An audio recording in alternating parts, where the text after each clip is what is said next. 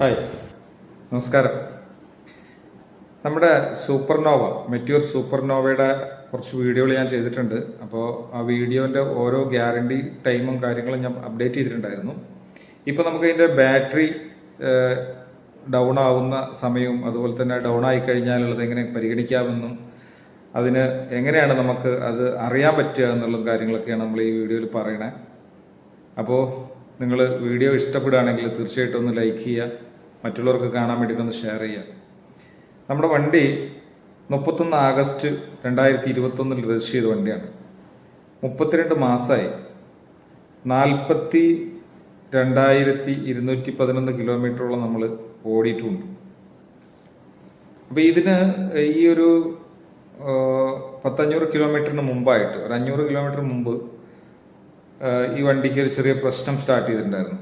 Self അടിക്കുമ്പോൾ metre console complete down ആയിട്ട് വീണ്ടും റീസ്റ്റാർട്ട് ആവും. അങ്ങനെ റീസ്റ്റാർട്ട് ആവും എങ്കിലും വണ്ടി സ്റ്റാർട്ടാവും, ബുദ്ധിമുട്ടൊന്നും ഉണ്ടാവില്ല, വണ്ടി സ്റ്റാർട്ടാവും. പക്ഷേ ഈ മീറ്റർ കൺസോൾ കംപ്ലീറ്റ് ഡൗൺ ആയിട്ട് വീണ്ടും സ്റ്റാർട്ടാവും. അപ്പോൾ 1-2 പ്രാവശ്യം ഇത് സംഭവിച്ചപ്പോൾ ഞാൻ കമ്പനിയിലേക്ക് വിളിച്ചിട്ട് ചോദിച്ചു, ഇങ്ങനെ ഒരു സംഭവം ഉണ്ട്, എന്താ പ്രശ്നം എന്ന് ചോദിച്ചപ്പോൾ അവർ പറഞ്ഞത് ഇങ്ങനെയാണ്, വണ്ടി എന്താണ് ആ പ്രശ്നം എന്നുള്ളത് ഇപ്പോൾ പറയാൻ പറ്റില്ല, വണ്ടി ചെക്ക് ചെയ്യാൻ ഇവിടെ നിർത്തേണ്ടി വരും, ചെക്ക് ചെയ്തിട്ടേ പറയാൻ പറ്റുള്ളൂ. ചിലപ്പോൾ ബാറ്ററി ഡൗൺ ആയതാവാം, അതല്ലെങ്കിൽ എന്തെങ്കിലും വയറിംഗ് കിറ്റിൽ എന്തെങ്കിലും പ്രശ്നങ്ങൾ ഉണ്ടായിട്ടുണ്ടാവും, അങ്ങനെയാണ് അത് സംഭവിക്കുക, അല്ലാതെ വേറെ മാർഗ്ഗമില്ല എന്ന് പറഞ്ഞു. അപ്പോൾ ഞാൻ ചോദിച്ചല്ല, ബാറ്ററിക്ക് അങ്ങനെ വരണമെങ്കിൽ ബാറ്ററിക്ക് ഒരു ടൈം ഉണ്ടാവുമല്ലോ, ടൈം പീരീഡ് എപ്പോഴാണെന്ന് ചോദിച്ചു. അപ്പോൾ അത് ഗ്യാരണ്ടി പീരീഡ് 2 വർഷം ബാറ്ററിക്ക് ഗ്യാരണ്ടി ഉണ്ട്. അതുപോലെ തന്നെ അല്ലെങ്കിൽ 20,000 കിലോമീറ്റർ. അത് കഴിഞ്ഞോന്ന് ചോദിച്ചു. അപ്പോൾ ഞാൻ പറഞ്ഞു അത് കഴിഞ്ഞു, 40,000 അടുത്തെത്തി. അങ്ങനെയാണെങ്കിൽ തീർച്ചയായിട്ടും അതിൻ്റെ ബാറ്ററി മാറേണ്ട സമയമായിട്ടുണ്ട്, ബാറ്ററി മാറണം. അപ്പോൾ ബാറ്ററിയുടെ കോസ്റ്റ് അന്വേഷിച്ചപ്പോൾ 2,500 രൂപ, 2,400 ആ റേഞ്ചിലാണ് ബാറ്ററിക്ക് വരിക എന്ന് പറഞ്ഞു. ആമറോണിൻ്റെ ബാറ്ററിയാണ് വയ്ക്കുക എന്ന് പറഞ്ഞു. അപ്പോൾ എന്തായാലും നമ്മളൊന്ന് ചെക്ക് ചെയ്ത് മനസ്സിലാക്കാൻ തീരുമാനിച്ചു. ലോക്കലിലെ ഒരു ബാറ്ററി കടയിൽ പോയിട്ട് നമ്മൾ അവരോട് ഇതിൻ്റെ സർവീസ് ചെയ്യുന്ന ആളുകളോട് ചോദിച്ചത് എങ്ങനെയാണ് ഒന്ന് പറഞ്ഞുതരാമോ, എന്തതിൻ്റെ പ്രശ്നം, ഇങ്ങനെ സെൽഫി അടിക്കുമ്പോൾ മീറ്റർ കൺസോൾ ഡൗൺ ആവണമെന്ന് പറഞ്ഞുതരാൻ പറഞ്ഞു. അപ്പോൾ അവർ പറഞ്ഞു നമുക്ക് ചെക്ക് ചെയ്ത് നോക്കാം. അങ്ങനെ അവർ അഴിച്ചു, ചെക്ക് ചെയ്യുമ്പോൾ പുതിയൊരു ബാറ്ററി വെച്ചിട്ടാണ് അവർ ചെക്ക് ചെയ്ത സമയത്ത് പറഞ്ഞത് ബാറ്ററി ഡൗൺ ആയതാണ്, ബാറ്ററിയുടെ കാലാവധി കഴിഞ്ഞാണ്, അപ്പോൾ നിങ്ങൾ ബാറ്ററി മാറ്റാറായിട്ടുണ്ട്. അപ്പോൾ അവരും പറഞ്ഞത് ഇങ്ങനെയാണ്, ബാറ്ററിക്ക് 2,400 രൂപ ബാറ്ററി വിലയാവും. അതുപോലെ തന്നെ നിങ്ങളുടെ പഴയ ബാറ്ററി തരികയാണെങ്കിൽ അതിന് 1,400 രൂപയോളം നിങ്ങൾക്ക് കുറഞ്ഞു കിട്ടും. അപ്പോൾ 2,000 രൂപയ്ക്ക് ബാറ്ററി എക്സ്ചേഞ്ച് ചെയ്ത് കൊണ്ടുപോകാം. അപ്പോൾ ബാറ്ററി മാറ്റിക്കഴിഞ്ഞാൽ പ്രശ്നം തീരുന്നു പറഞ്ഞു. ഇതാണ് നമുക്ക് മനസ്സിലാക്കാൻ പറ്റുക, എങ്ങനെയാണ് ബാറ്ററി ഡൗൺ ആയാൽ എന്താണ് വണ്ടി സിഗ്നൽ കാണിക്കുക എന്നുള്ളത്. ഇങ്ങനെയാണ് മീറ്റർ കൺസോൾ കംപ്ലീറ്റ് ഡൗൺ ആവും, വീണ്ടും റീസ്റ്റാർട്ട് ആവും, വണ്ടി സ്റ്റാർട്ടാകുകയും ചെയ്യും. പിന്നെ അങ്ങനെ കുറഞ്ഞ് അവസാനം വണ്ടി സെൽഫ് അടിക്കാതെ വരും. നമ്മുടെ വണ്ടിക്ക് മെറ്റ്യൂറിന് കിക്കറില്ലാത്ത സമയത്ത് ബാറ്ററി കറക്റ്റായിട്ട് പവറുള്ള ബാറ്ററി അല്ലെങ്കിൽ പിന്നെ തള്ളിയിട്ടും ഇറക്കത്ത് നിർത്തിയിട്ടും അങ്ങനെ ഒരുപാട് ബുദ്ധിമുട്ടുകളും കാര്യങ്ങളൊക്കെ ഉണ്ട് സ്റ്റാർട്ട് ചെയ്യാൻ വേണ്ടിയിട്ട്. അപ്പോൾ നമ്മൾ ബാറ്ററി മാറ്റാൻ തീരുമാനിച്ചു. ബാറ്ററി മാറ്റാൻ പോകുമ്പോഴത്തേക്ക് വീണ്ടും നമ്മൾ കുറച്ച് കാലം കൂടി അങ്ങനെ ബാറ്ററി മാറ്റാൻ ചെന്നപ്പോൾ ആ കടയിൽ, മറ്റൊരു കടയിലാണ് പോയത്. ആ കട വേറൊരു സ്ഥലത്തായിരുന്നു.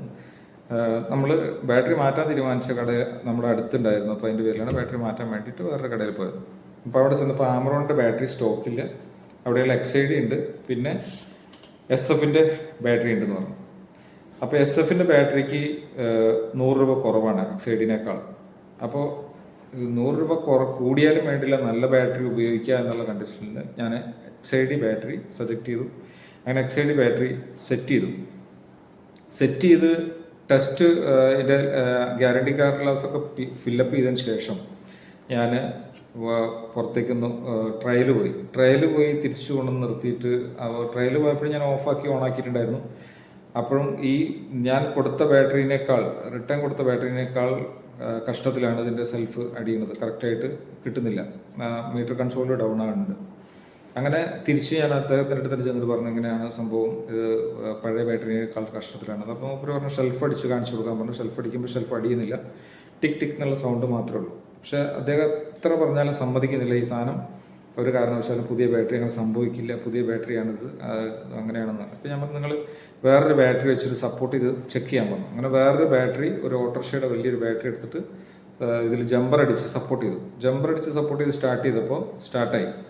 അപ്പോൾ മൂപ്പർക്ക് സംശയം വന്നു, ഇത് ബാറ്ററിക്ക് എന്തോ പ്രശ്നമുണ്ടെന്ന്. അങ്ങനെ ബാറ്ററിയുടെ ആംബിയർ ചെക്ക് ചെയ്യുമ്പോൾ അതിൽ വോൾട്ടേജ് കാണിക്കുന്നത് 12 സംതിങ് തന്നെയാണ്.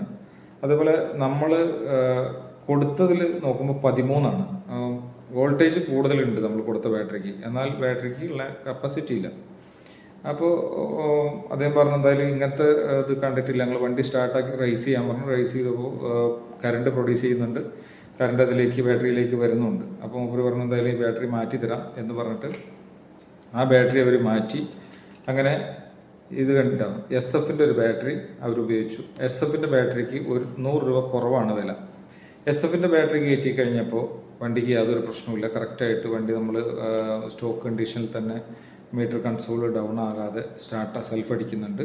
അങ്ങനെ ആ ഇത് കയറ്റി നമ്മൾ വീണ്ടും ട്രയലൊക്കെ അടിച്ചു. അപ്പോൾ ട്രയൽ അടിച്ചപ്പോൾ ഒരു പ്രശ്നം വന്നെന്താ വെച്ചിട്ടുണ്ടെങ്കിൽ നമുക്ക് തന്ന ബാറ്ററി തിരിച്ചെടുത്തു. ആ തന്ന ബാറ്ററിക്ക് നമ്മൾ ഗ്യാരണ്ടി കടലാസിൽ ഫില്ലപ്പ് ചെയ്തിട്ടുണ്ടായിരുന്നു നമ്മുടെ ഫോൺ നമ്പറും അതുപോലെ തന്നെ ഡേറ്റും ഒക്കെ. 12/4/2024 ഇതാണ് നമ്മൾ ബാറ്ററി മേടിച്ച ഡേറ്റ്. അപ്പോൾ ആ ഡേറ്റ് അവർ അതിൽ ഫില്ലപ്പ് ചെയ്തിട്ടുണ്ടായിരുന്നു. ഇപ്പോൾ നമുക്ക് തന്ന ഈ കടലാസിൽ ഒരു പെൻസിൽ കൊണ്ടാണ് എഴുതിയിട്ടുള്ളത് 12/4 എന്നുള്ളത്. അതിൻ്റെ കാരണം എന്താ വെച്ചിട്ടുണ്ടെങ്കിൽ കേസ് ഇതിനും അങ്ങനെ വരികയാണെങ്കിൽ തീർച്ചയായിട്ടും നമുക്കിത് മാറ്റാൻ പറ്റും. മാറ്റിയിട്ട് ഇത് കമ്പനിക്ക് റിട്ടേൺ അയക്കാനോ അല്ലെങ്കിൽ വേറൊരാൾക്ക് മറിച്ച് കൊടുക്കാനോ പറ്റുന്നു. അപ്പോൾ ഞാൻ അദ്ദേഹത്തിനോട് പറഞ്ഞു നിങ്ങൾ അതൊരിക്കലും ചെയ്യരുത്. കാരണം വെച്ചിട്ടുണ്ടെങ്കിൽ നമ്മൾ വിശ്വസിച്ച് വരുന്നതാണ്. ഒരുപാട് ദൂരം പോകാനുള്ള ഓഫ് റോഡും കാട് കൂടെയൊക്കെ പോകുന്ന ആളുകളുണ്ടാവും. അപ്പോൾ അവർക്ക് ഇത് ഇങ്ങനെ സംഭവിച്ചാൽ കിക്കറില്ലാത്ത വണ്ടികൾ ഒരു കാരണവശാലും നിങ്ങൾ അങ്ങനെ സജക്റ്റ് ചെയ്യരുത്. ഏറ്റവും നല്ല ക്വാളിറ്റിയുള്ള ബാറ്ററി സജക്റ്റ് ചെയ്ത് കൊടുക്കണം, വെച്ച് കൊടുക്കണം എന്ന് അവരോട് ഞാൻ പറഞ്ഞു.